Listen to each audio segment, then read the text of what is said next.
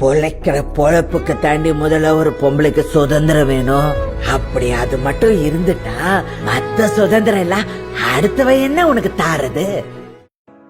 இந்த வீடியோல வர்ற ஒரு வார்த்தையும் ஒரு பொண்ணுக்கும் பெரிய இன்ஸ்பிரேஷன். ஒரு பொண்ணு வேலைக்கு போறதுக்கு முன்னாடி வெளியே போராடுறத விட வீட்டுக்குள்ளதான் அதிகமா போராடுறா. ஒரு பொண்ணுக்கு இவ்ளோ ஃப்ரீடம் தேவையா?